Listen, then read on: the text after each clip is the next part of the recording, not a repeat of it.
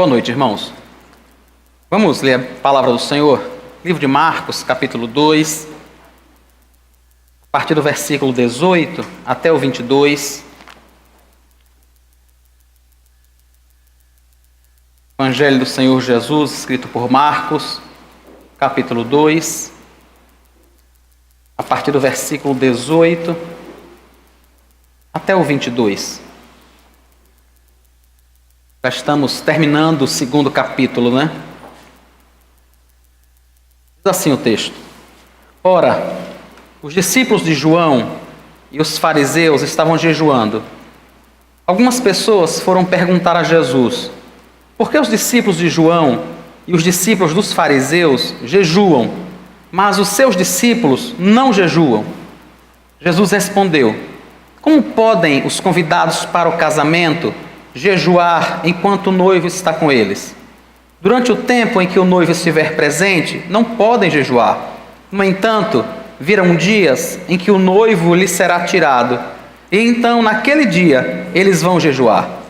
Ninguém costura um remendo de pano novo em roupa velha, porque o remendo novo tira um pedaço da roupa velha, e o buraco fica ainda maior.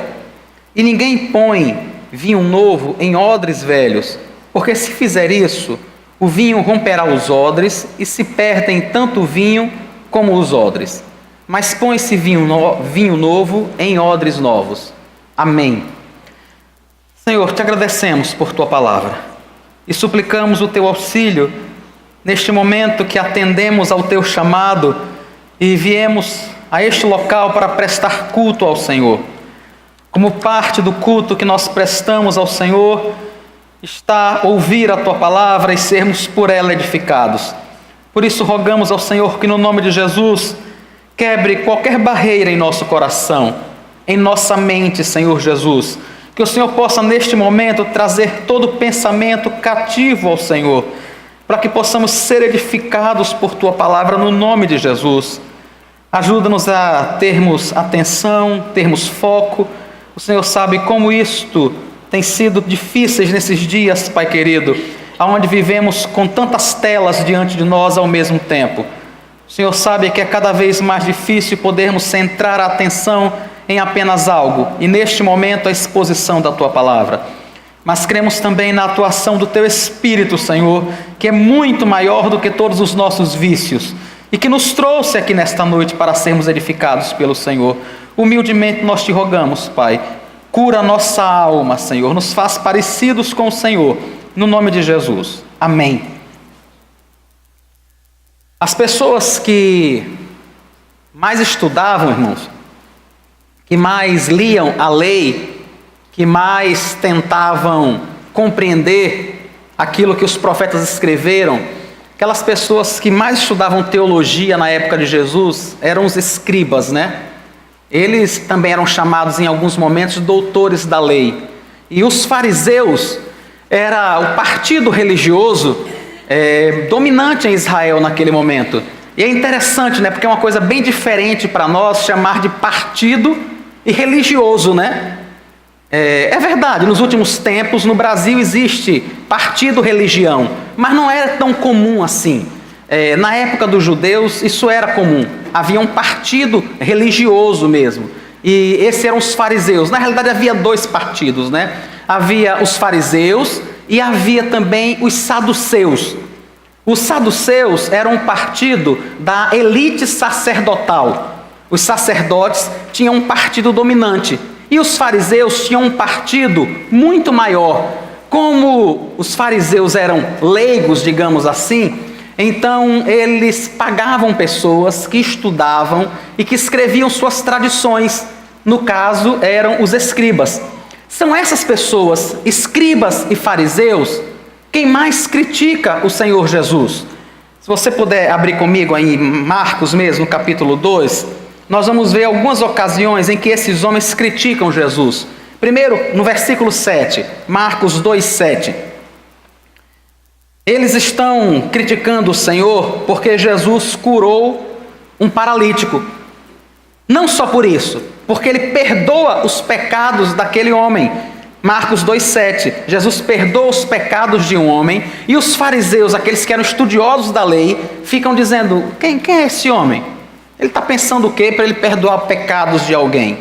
Depois, nesse mesmo capítulo, no versículo 16, eles reclamam de Jesus mais uma vez, porque Jesus foi ao encontro de pessoas que precisavam dele. É no momento em que ele passa pela coletoria e chama um coletor de impostos chamado Levi. Levi larga tudo, passa a seguir a Jesus, e Jesus almoça na casa de Levi com publicanos e pecadores. Pessoas que os fariseus julgavam de quinta categoria. Era gente com quem ninguém poderia andar. Ainda mais um homem que se dizia um rabi, que se dizia um mestre da lei, que era Jesus. Então eles criticam Jesus por isso também. E agora, em Marcos, aqui no capítulo 2, no versículo 18, nós os vemos criticando Jesus por causa dos seus discípulos. E eles dizem, os discípulos do Senhor não estão jejuando. Marcos não diz para a gente, irmãos, quem foi exatamente que perguntou a Jesus por que os discípulos dele não jejuavam. Em Mateus, que é o texto paralelo desse que a gente está vendo nesse momento, Mateus, no capítulo 9, versículo 14, Mateus descreve, ele diz assim, vieram depois os discípulos de João e perguntaram a Jesus. Então aquilo que muitas vezes não está tão claro aqui em Marcos, quem foram essas pessoas, em Marcos 2,18, diz apenas que os discípulos de João e os discípulos dos fariseus estavam jejuando. Marcos 2,18. Aí continua no final. Algumas pessoas foram perguntar a Jesus, mas não diz quem foi. Está vendo?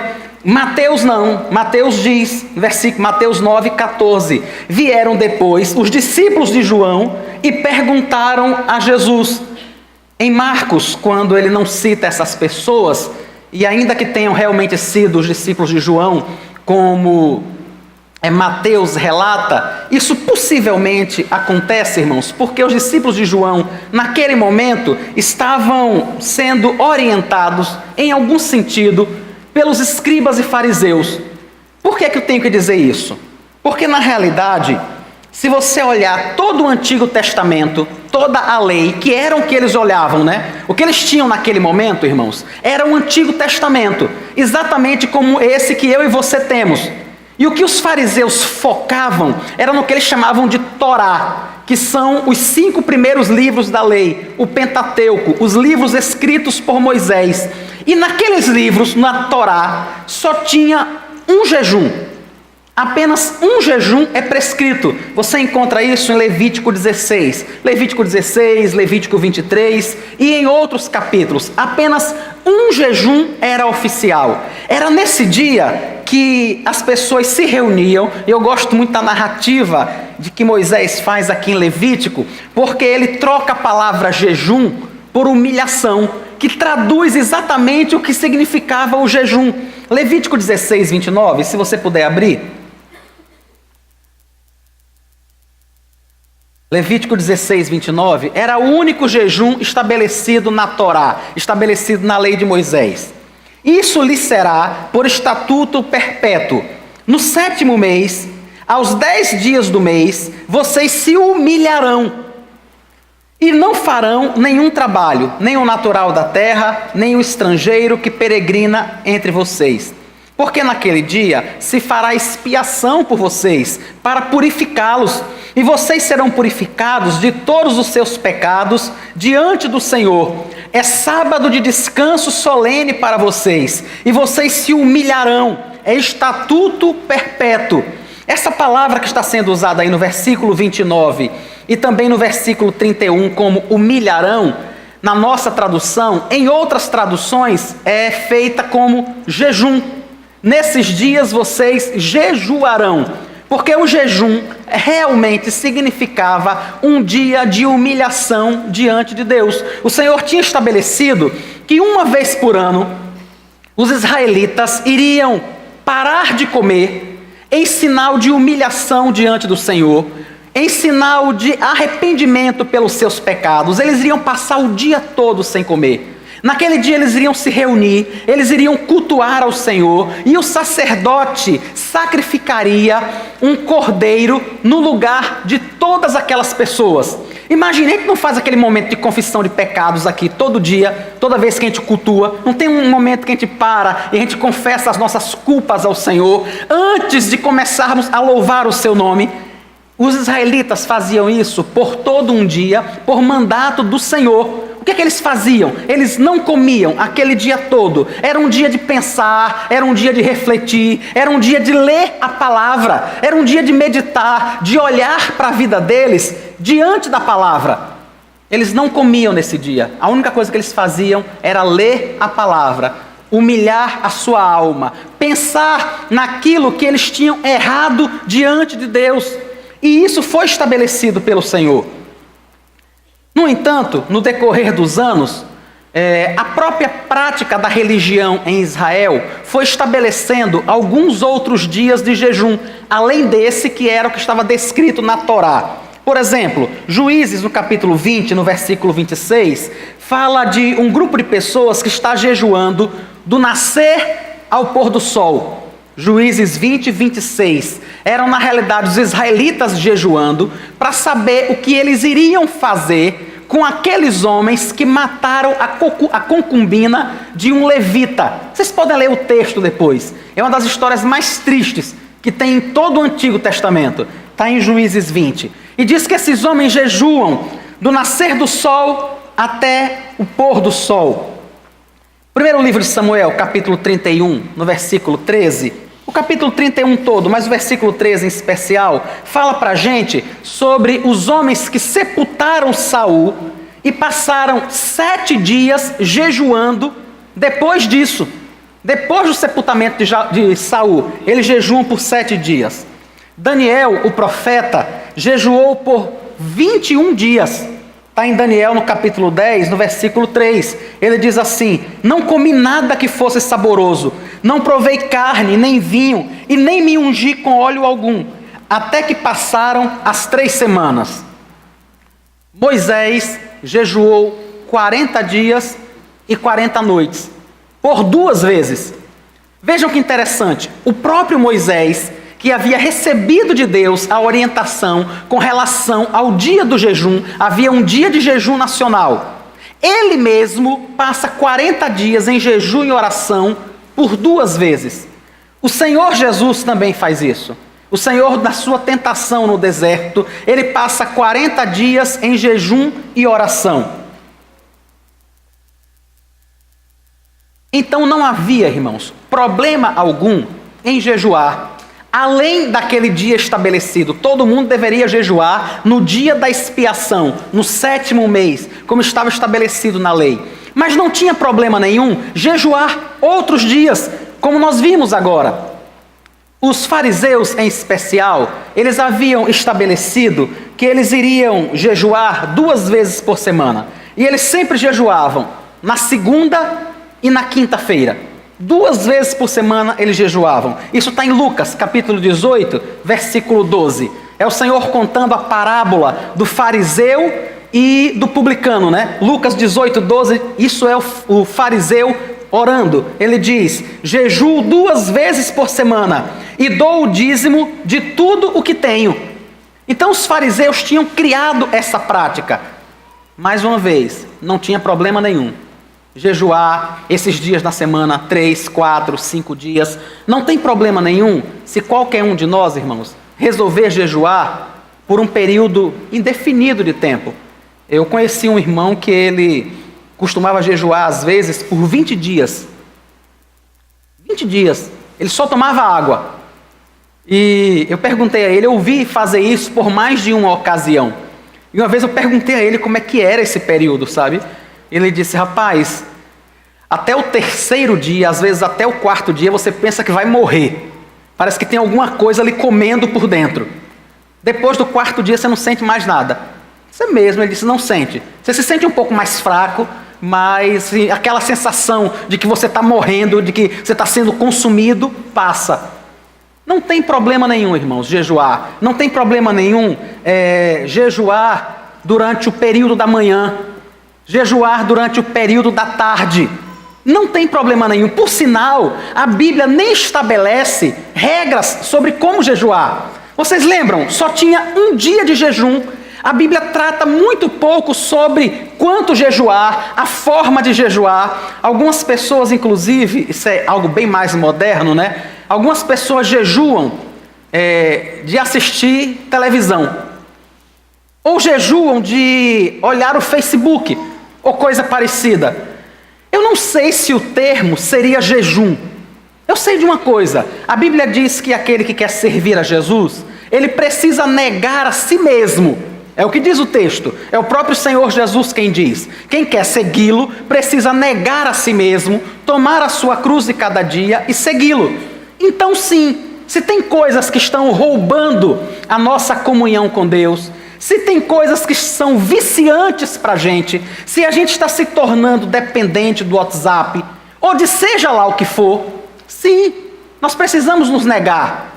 Nós precisamos frear esse impulso. Porque todo vício é pecado. Não é só o vício em bebida, não é só o vício em sexo, não é só o vício em drogas.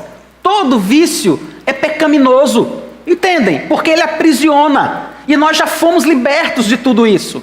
Então sim, se em algum momento você percebe que você passa, 6 horas por dia vendo televisão, e nos finais de semana 9 horas por dia, talvez seja a hora de dar uma parada.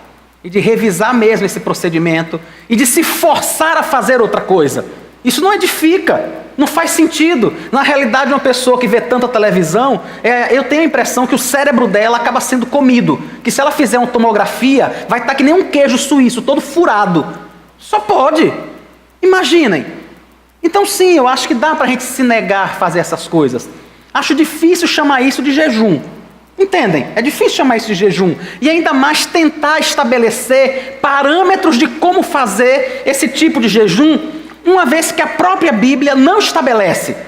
A Bíblia estabelecia um dia de jejum, mas não tem problema nenhum que a gente jejue 3, 4, 5, 6 dias. O que nós precisamos fazer de verdade quando estamos jejuando é entender que jejuar não é passar fome.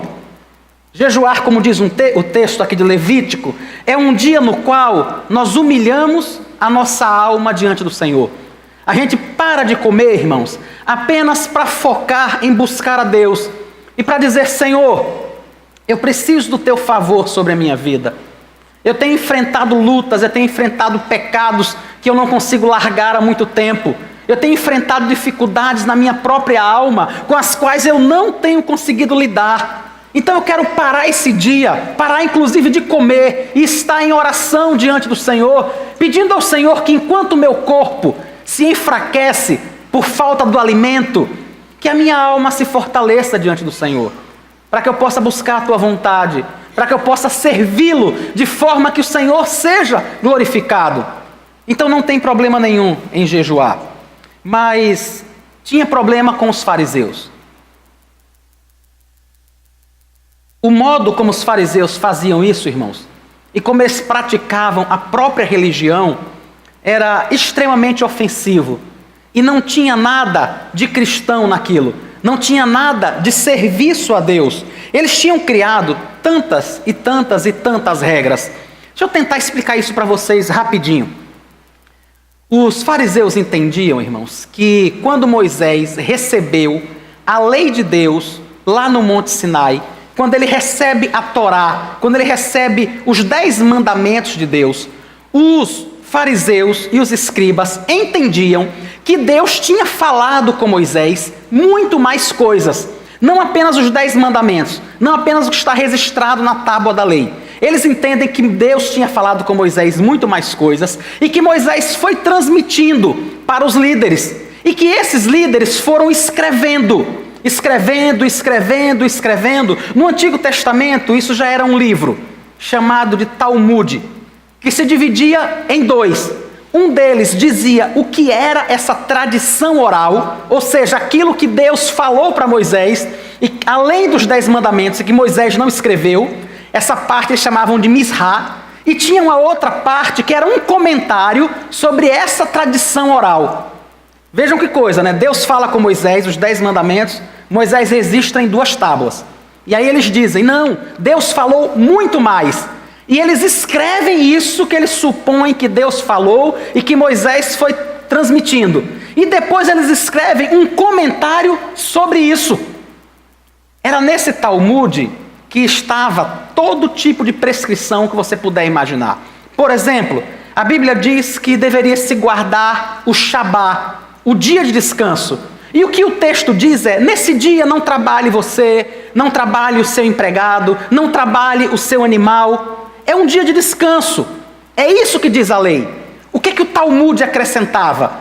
Nesse dia você não pode acender fogo em casa. Nesse dia você não pode andar mais do que 400 metros.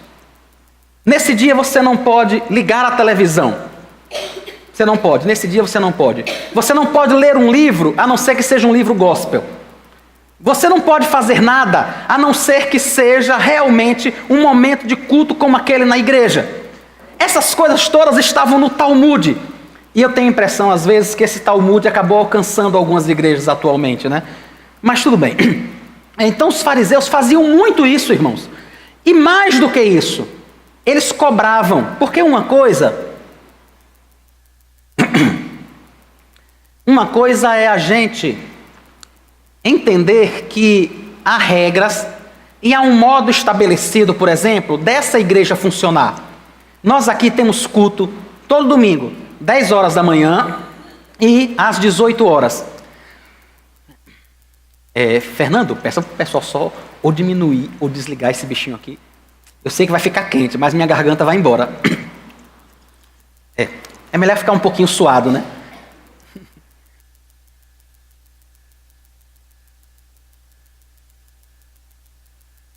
Então, irmãos, olha, uma coisa é entender que nós aqui na igreja temos culto 10 horas da manhã e temos culto às 18 horas no domingo.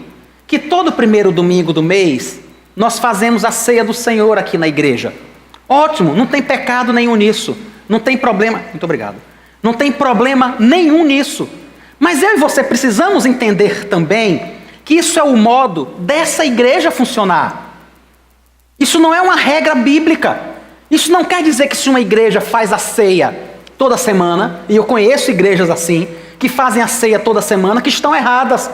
Ou que tem o culto, por exemplo, que começa às 19 horas, que começa às 20, que começa às 22. Não tem problema.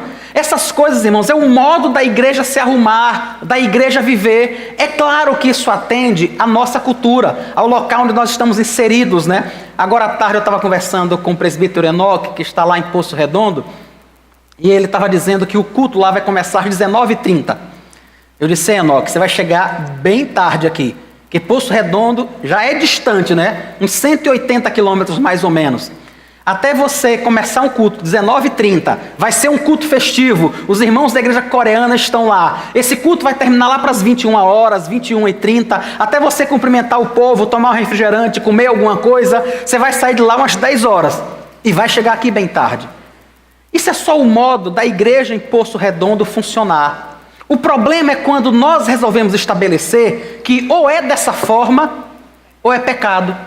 Era isso que os fariseus faziam, entendeu? Eles pegavam o modo de vida deles, as tradições que estavam escritas no Talmud, e diziam, ou você segue isso, ou isso é pecaminoso, ou isso é errado. O Senhor Jesus, então, irmãos, faz comentários sobre isso, e sobre o modo como esses fariseus estavam vivendo. Tem, no Novo Testamento, a palavra hipócrita aparece 16 vezes. 16. 13 vezes ela está fazendo uma alusão direta aos escribas e fariseus. 13 vezes. Apenas em 3 essa alusão não é direta, mas para mim ela fica subtendida. Queria que você abrisse sua Bíblia comigo. Mateus capítulo 6, versículo 1. Mateus 6, 1. Quando o Senhor Jesus fala sobre o dar esmolas, ele diz assim: evitem praticar as suas obras de justiça diante dos outros para serem vistos por eles, porque sendo assim, vocês não terão nenhuma recompensa junto do Pai de vocês, que está nos céus. Vejam, ele diz, olha, não faça isso. Evitem de praticar esse tipo de obras, porque vocês vão estar fazendo, se portando como hipócritas. Por que hipócrita? Porque é uma pessoa que está tentando transmitir santidade, quando na realidade o que ela quer é chamar a atenção para si mesma. Nesse mesmo capítulo, versículo 5, Mateus 6:5, o Senhor falando agora sobre a oração. Quando vocês orarem, não sejam como os hipócritas, que gostam de orar em pé nas sinagogas e nos cantos da praça, para serem vistos pelos outros. Em verdade lhes digo que eles já receberam a sua recompensa. Ou seja, pessoas que estavam fazendo coisas boas, dando esmolas, mas estavam fazendo de um jeito errado, para chamar a atenção. Pessoas que estavam fazendo uma coisa certa, que é orar ao Senhor, mas estavam fazendo como hipócritas, porque eles queriam chamar a atenção para si. E por fim o Senhor, Mateus 6,16, ele fala agora sobre o próprio jejum. E ele diz assim, quando vocês jejuarem, não fiquem com aparência triste, como os hipócritas, porque desfiguram o rosto, a fim de parecer aos outros que estão jejuando. Em verdade lhes digo, que eles já receberam a sua recompensa. Quando você orar, não ore para chamar atenção. Quando você der esmolas, não dê para chamar atenção. Quando você jejuar, não faça um circo em torno de você, para que as pessoas saibam que você está jejuando. O Senhor está fazendo crítica, irmãos, direta ao modo como os fariseus se comportavam. Eles jejuavam? Sim, 2 vezes por semana, toda segunda e toda quinta-feira. Eles oravam? Sim, oravam mesmo, mas com a motivação errada, da forma errada, de um jeito errado. Eles davam esmolas? Davam, mas apenas para serem vistos pelos homens. Alguém pode dizer, mas pastor, isso não é julgamento não? Seria, se fosse eu que estivesse falando, porque eu não conheço o coração deles. Seria, se eu vir alguém dando esmolas, e eu achar que essa pessoa está fazendo isso para se amostrar, é julgamento, irmãos. É julgamento mesmo. Se eu vejo alguém orando, e eu acho que essa pessoa está orando para chamar a atenção, isso é julgamento, porque eu não sei o que está no coração dela. Mas não fui eu que disse. Aquele que falou conhece o coração das pessoas. Lembram do último sermão, quando ele cura o paralítico? Ele diz ao homem que os pecados dele estão perdoados. Os escribas começam a pensar, quem é ele para perdoar pecados? E o Senhor Jesus, que conhece a mente e o coração deles, responde a alguma coisa que estava apenas na mente deles. Se fosse eu e você que estivéssemos dizendo que essas pessoas fazem isso para se mostrar, isso é julgamento e nós não devemos fazer mesmo. Mas neste caso aqui, foi o Senhor Jesus quem disse, e Ele conhece o coração daquelas pessoas. E Ele sabia que eles estavam fazendo aquilo para se mostrarem. Eles então chegam e cobram do Senhor, por que é que os seus discípulos não jejuam? Eles dizem, por que a gente jejua? Por que os discípulos de João jejuam? Por que todo mundo jejua, menos os seus discípulos? Havia um outro problema, irmãos, no comportamento dos fariseus, quando eles jejuavam. O jejum deles era fruto de um orgulho espiritual. A prática devocional deles levava eles a acharem que eles eram melhor do que os outros. De que o fato deles jejuarem, deles orarem, deles darem esmolas, os fazia melhor do que os outros. E isso nunca é verdade, irmãos. Não foi verdade para eles e nem é verdade para nós. Talvez você diga assim, pastor, então, diante de Deus não há diferença alguma entre uma pessoa que ora, que serve, que se dedica, e uma pessoa relapsa, uma pessoa que não se preocupa com o culto, uma pessoa que não se preocupa em orar, que não se preocupa em ler a Bíblia, que não se preocupa em atender aos necessitados. Não há nenhum tipo de diferença. Enquanto filho de Deus, não. Nenhum. O fato de uma pessoa jejuar, de orar, de contribuir, de participar, não faz com que ela seja mais filha de Deus do que aquele que não faz. Não faz, irmãos. Isso não torna a pessoa mais próxima ao Senhor, não torna ela mais amada por Deus, porque ela se dedica a servir ao Senhor e à sua igreja. Porque ela gasta do seu tempo orando, buscando ao Senhor e edificando a sua alma. Isso não a faz melhor. Mas sim, isso faz com que ela possa servir mais ao Senhor. É apenas isso, irmãos. Ela não é melhor do que ninguém. E os fariseus pensavam que eram. Pensavam, e eles diziam isso. Lembra, eu já citei essa parábola mais de uma vez, quando o fariseu e o publicano vão ao templo, e o fariseu, orando, ele diz: Senhor, muito obrigado, eu não sou como esse publicano aqui, eu não sou que nem ele. Eu oro, eu jejuo, eu dou esmolas, eu não sou como ele. E o Senhor diz: esse homem nunca encontrou justificação de verdade. Nunca encontrou, porque ele achava que ele poderia ser aceito por Deus por causa do bem que ele fazia. Ele achava, irmãos, que pelo fato dele viver na igreja, e dele viver buscando a Deus, e dele viver lendo a Bíblia, e viver orando, e viver praticando atividades espirituais que são boas, que são necessárias, que são relevantes, que são importantes. Mas eles achavam que era isso que fazia com que eles fossem aceitos diante de Deus. E o Senhor Jesus deixa claro para eles que não é, irmãos. Eu e você somos aceitos diante de Deus por causa do sacrifício de Cristo na cruz. Não há nada que eu e você possamos fazer para que sejamos mais aceitos, mais amados, para que sejamos melhores. O fato da gente participar de todas as atividades que existem na igreja, o fato da gente orar por todo mundo que a gente lembra, não nos faz mais amados por Deus, porque nós já somos amados por Ele da melhor forma que pode ser, porque somos amados em Cristo. Não é por causa de nós, não é por causa das nossas boas obras, não é por causa de nada que haja de bom em mim e em você. Mas os fariseus não entendiam isso. Eles não entendiam, irmãos, que uma vez que eu e você nos sentimos amados por Deus, então nós respondemos em adoração, nós respondemos servindo a Ele e servindo a igreja. Nós somos gratos a Deus pela saúde que Ele nos tem dado, pelo tempo que Ele nos tem dado. Então nós nos utilizamos da nossa saúde, do nosso bem-estar, para orar ao Senhor, para ler a sua palavra. A gente não fica esperando o dia que vai quebrar as duas pernas, não vai poder caminhar, e aí vai poder pegar a Bíblia e ler, porque não tem o que fazer, vai ter que ficar parado num canto. Uma vez que nós nascemos de novo, que nós estamos em Cristo, nós entendemos que precisamos servir ao Senhor, porque o seu Espírito Santo já mora no nosso coração.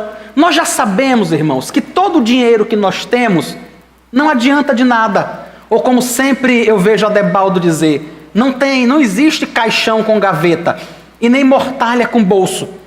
Não existe. Ninguém vai levar nada. Sabendo que nós não vamos levar nada disso, nós não precisamos ter uma atitude de adoração com o nosso dinheiro. Não precisamos. Sabendo que o nosso corpo vai putrefar um dia, nós não precisamos adorar a nossa beleza. Apenas por isso, porque o Espírito Santo já habita em nosso coração. Não é para que sejamos aceitos. E os fariseus não entendiam isso. E eles questionavam o Senhor. Por que é então que os seus discípulos não jejuam? E aí o Senhor Jesus responde a eles, irmãos, usando 3 imagens que eu queria conversar com vocês rapidinho sobre elas. Veja como o Senhor responde em Marcos capítulo 2, no versículo 19.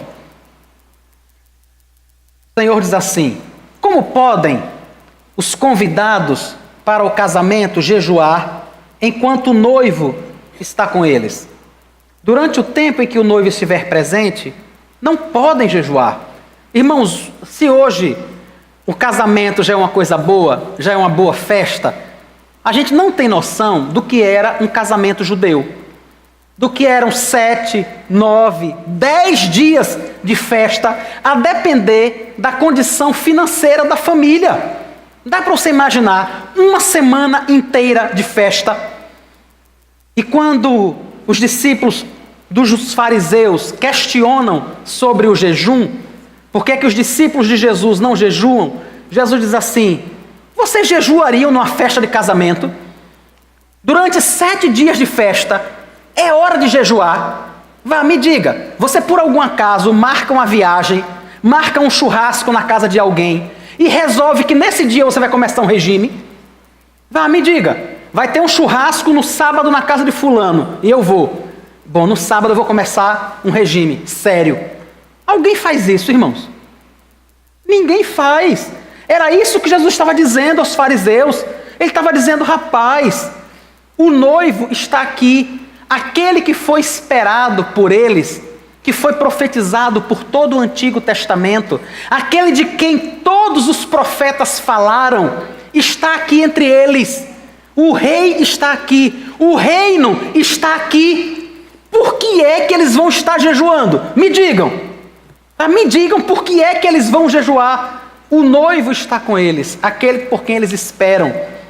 No capítulo 8 de João, tem um momento que o Senhor Jesus diz para os fariseus assim: Abraão ansiou por ver o meu dia, e o viu, e se alegrou. E aqueles que estão ali naquela hora, irmãos, estão tendo o grande privilégio de ver o próprio Senhor Jesus, coisa que eu e você nunca vamos fazer, nunca vamos ter tal privilégio, enquanto estivermos deste lado da eternidade ainda. Mas imagine, aqueles discípulos, irmãos, estavam vendo o Senhor ensinar com autoridade, estavam vendo Ele perdoar pecados e paralíticos andarem, estavam vendo os demônios serem expulsos apenas porque Ele falava. O próprio Deus encarnado estava entre eles. Por que é que eles iriam humilhar a alma deles naquele momento? É isso que Jesus pergunta aos fariseus. Faz algum sentido para vocês, ele dizia, que nesse momento, no momento de uma festa, no momento em que o próprio Deus está com eles, que eles vão jejuar? De jeito nenhum. Isso não faz o menor sentido. Versículo 20, o Senhor diz: mas virão dias em que o noivo será tirado, e então naquele dia eles vão jejuar. Ele diz: olha, vai ter um dia em que eu não estarei com eles. Vai chegar o tempo deles jejuarem. Esse é o tempo, irmãos. Esse é o tempo. O tempo que o Senhor não está conosco em carne e osso, como esteve com os discípulos, né? Nós entendemos que Ele não só está em nós, mas que Ele habita em nós. Mas nós não temos o privilégio de segurar a mão dEle quando estamos com medo. Não é? Nós não temos esse privilégio. Não temos o privilégio de abraçar e chorar no seu ombro quando estamos tristes. Então sim, esse é o momento de jejuar. Esse é o momento quando a gente precisa humilhar a nossa alma diante do Senhor e pedir a Ele que nos conceda a graça para enfrentarmos todas as tribulações e dificuldades que nós vivemos neste mundo. O noivo nos foi tirado, mas naquele momento não fazia o menor sentido. E aí o Senhor amplia um pouco mais essa imagem e o ensinamento. No versículo 21 ele diz: ninguém costura um remendo de pano novo em roupa velha, porque o remendo novo tira um pedaço da roupa velha e o buraco fica ainda maior. Nós estamos vivendo numa era onde as coisas são descartáveis, né? Hoje tudo é feito na China por mão de obra escrava e vale quase nada. Então hoje às vezes é muito mais fácil você comprar uma nova roupa do que consertar. Acho que as coisas nunca estiveram tão baratas quanto estão nesse momento. É claro que se você for rico e quiser gastar muito e muito dinheiro, tem onde também. Mas as coisas nunca estiveram tão baratas quanto são agora. Nós vivemos em uma época onde a gente pode trocar tudo com muita facilidade. Naquela época não era assim, irmãos. Naquela época, uma roupa passava de pai para filho. Dá para imaginar um negócio desse? É porque talvez a maioria de vocês seja muito novo, não tenha experimentado o que eu experimentei. Eu nasci em 70, né? E a economia não tinha nada a ver com a desse período agora. E era extremamente comum que naquele período a gente usasse a roupa da escola farda do irmão mais velho, o tênis do irmão mais velho, ou os livros do irmão mais velho, que a mãe no começo do ano comprava 2, 3 borrachas desse tamanho e passava um mês apagando as lições que já estavam feitas, para o filho mais novo usar o mesmo livro. Eu vi isso várias e várias e várias vezes. Naquele tempo, isso acontecia com roupa. As pessoas usavam roupas que passava de um para outro. É claro que a roupa envelhecia. E o Senhor Jesus disse para eles: vocês têm coragem de pegar um pano novo e colocar numa roupa que está bem velha? Vocês não fazem isso. Porque vocês sabem que quando você fizer isso, pegar um pedaço de pano novo, colocar numa roupa velha, qualquer repuxão que tiver, ele vai fazer um buraco maior, porque ele não vai ceder. Ele é um pano novo, forte. Ele vai puxar e vai rasgar muito mais, vai aprofundar o buraco. Ele cria ainda uma outra imagem. Naquela época eles usavam, irmãos, pedaços de couro para colocar vinho, né, que eles chamavam de odre. Hoje, aqueles que gostam de tomar vinho usam taças de cristal, né, com determinado percentual de chumbo e não sei mais o que. Outro dia eu entrei numa loja e tinha uma taça lá que eu achei muito bonita, eu estava olhando, e aí a vendedora se aproximou e disse: olha, essa taça veio de não sei onde, ela tem uma quantidade de não sei quanto de chumbo, e tal, e tal, e tal. E ela apertava assim a taça chega a cedia um pouco. Eu disse: é bonita. Quanto custa? R$430. Uma. Eu disse: graças a Deus eu não gosto de vinho. Que bom. Era mais fácil tomar num copo de plástico do que nesse negócio aí. Mas naquela época eles usavam couro.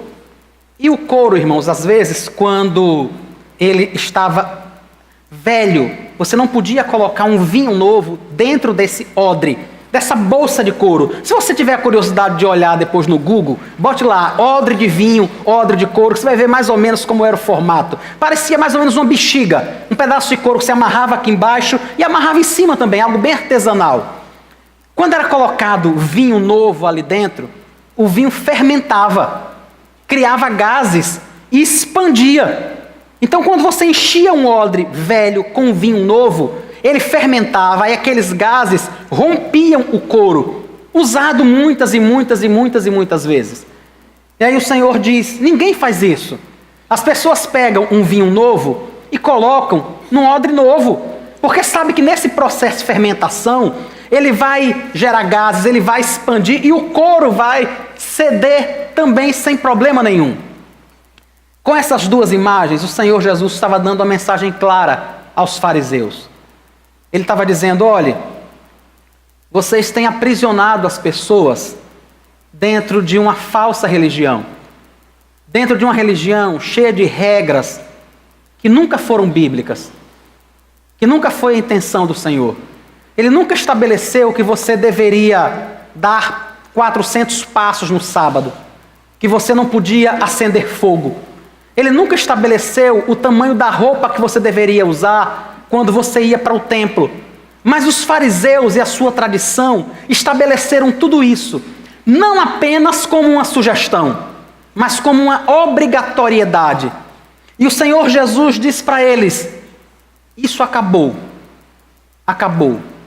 Isso não pode mais acontecer. Não faz sentido pegar a verdadeira adoração a Deus e colocar dentro dos parâmetros que vocês querem, que a tradição de vocês querem. Irmãos, as pessoas naquela época eram tão aprisionadas como algumas pessoas de determinadas igrejas atualmente são. Tem igrejas que é um negócio extremamente difícil, extremamente complicado, porque tudo está na cabeça do líder. É o pastor que tem que dizer qual é o tamanho do cabelo, qual é o tamanho da roupa, qual é o tamanho disso, qual é a cor daquilo. E isso não é apenas porque querem a opinião dele. É porque tem que ser como ele está dizendo, porque senão é pecado. Dá para imaginar que isso não faz o menor sentido? Uma coisa é você pedir uma opinião, outra coisa é você achar: não, se o pastor disse que essa parede tem que ser dessa cor, só pode ser dessa. Se for de outra é pecado. E quanta gente vive dessa forma, sabe? Quanta gente, irmãos, aprisionado numa religião que não tem nada de bíblica. Não tem. Aonde é que está na Bíblia que tem que ser dessa cor a parede? Ou que a cadeira tem que ser dessa? Ou que tem que ser banco? Aonde? Não há problema nenhum que a gente escolha. Nós precisamos escolher cores, precisamos escolher cadeiras ou bancos, mas é só o nosso gosto. É só isso. Não tem nada a ver com a vontade de Deus para a arrumação da igreja ou coisa parecida. Mas os fariseus aprisionavam as pessoas dessa forma. E o Senhor tenta mostrar a eles e a nós, irmãos, que servir a Cristo já é bastante pesado, já é bastante duro. O Senhor disse que para que nós o sirvamos, nós precisamos negar a nós mesmos, precisamos tomar a nossa cruz, precisamos amar a Deus acima de todas as coisas e precisamos amar ao nosso próximo como a nós mesmos. Você acha que isso já não é suficiente? Me diga aí, você acha que isso já não é pesado o suficiente? É, irmãos, é muito difícil. Você já parou para pensar se você disser ao seu próximo apenas aquilo que você queria ouvir? Se você confrontá-lo apenas da forma que você queria ser confrontado? Já imaginou isso? É nisso que consiste o cristianismo. Amor a Deus. E por amarmos a Deus, nós não vamos adorar nenhum outro tipo de coisa. Nós não vamos adorar nosso dinheiro, nós não vamos adorar nosso filho, nós não vamos adorar nosso cônjuge, nós não vamos adorar coisas materiais. Nada disso. Por quê? Porque amamos a Deus acima de todas as coisas. Amando as pessoas como a nós mesmos, amando nossos irmãos como a nós mesmos, nós não vamos criticá-los de forma ácida, sabe, de forma não misericordiosa, né? Porque a Bíblia diz que do mesmo modo que nós tratamos as pessoas, com a mesma medida que nós medimos os outros, nós vamos ser medidos e tratados. É nisso que consiste o serviço ao Senhor. Não é em regrinhas, sabe? Não, essa cor tem que ser isso, aquele tamanho tem que ser daquela forma, aquele modelo tem que ser daquilo, só pode dar essa quantidade de passos, e só pode ser nessa hora. Era isso que os fariseus faziam. E só faziam oprimir as pessoas mais e mais e mais e mais. Quanta gente, irmãos, está tão preocupado com forma, sabe? Está tão preocupado, não, que não corte o cabelo, não depile a perna e que só use saia.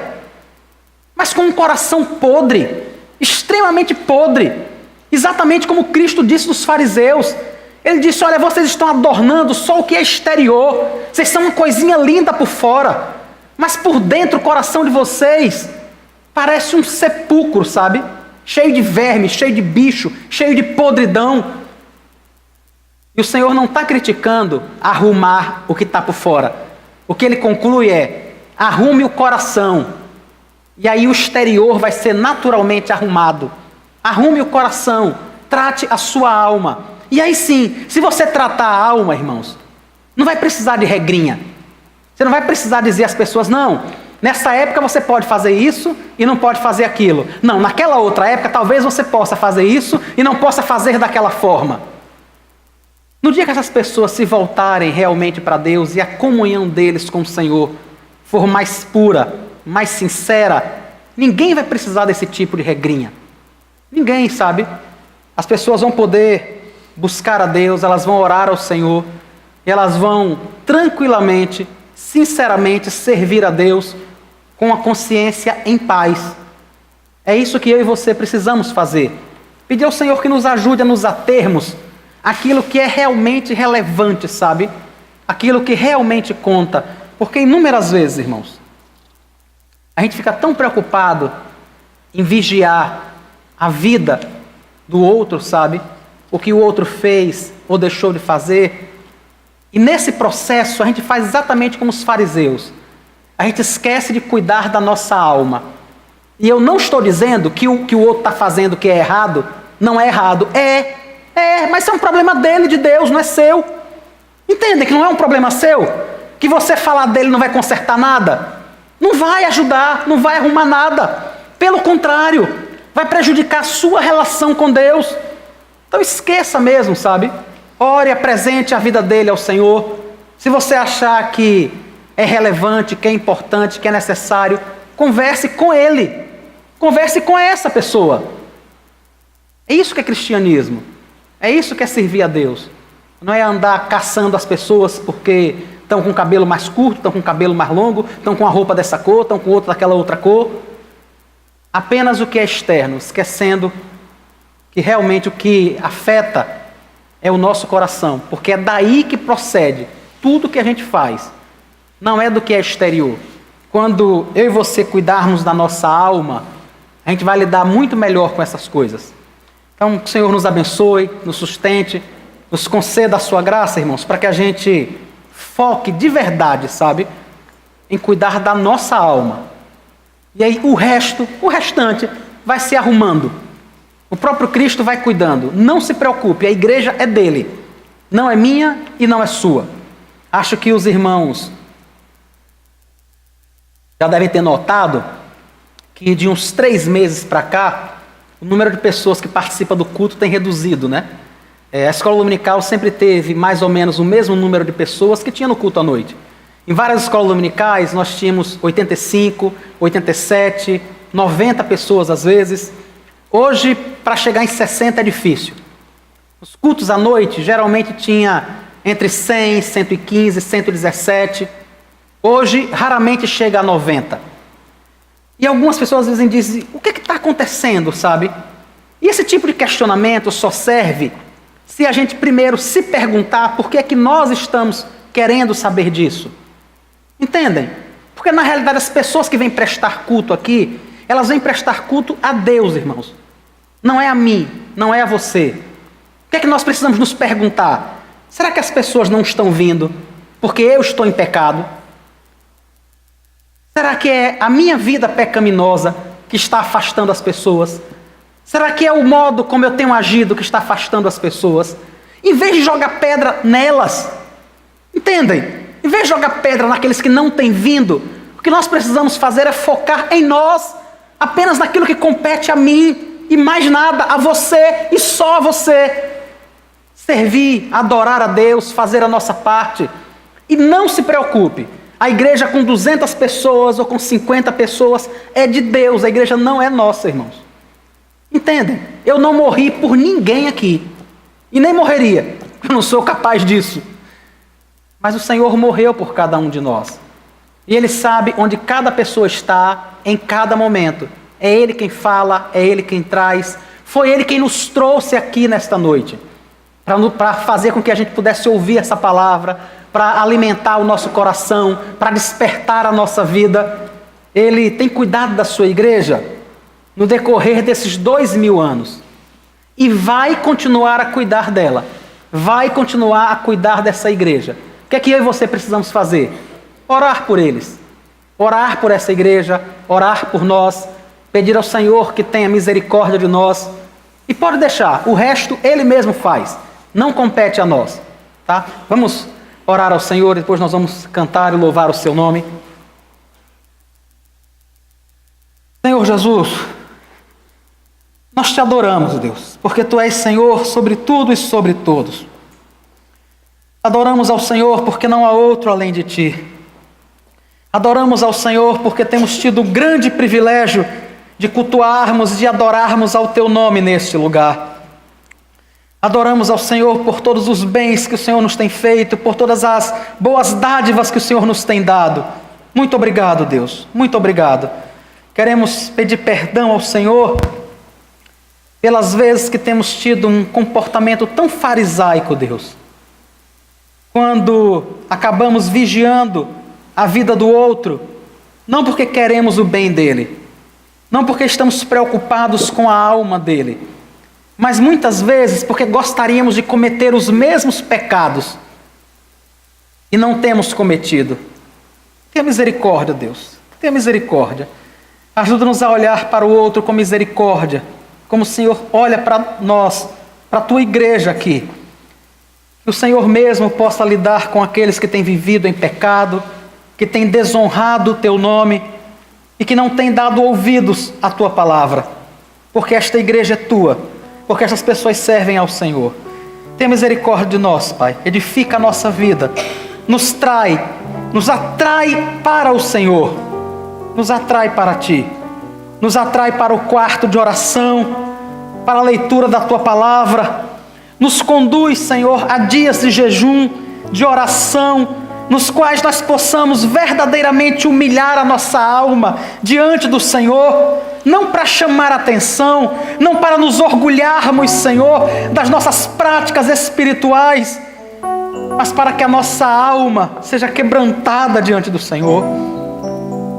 Nos ajuda, Deus, nós te oramos no santo e poderoso nome do Senhor. Amém.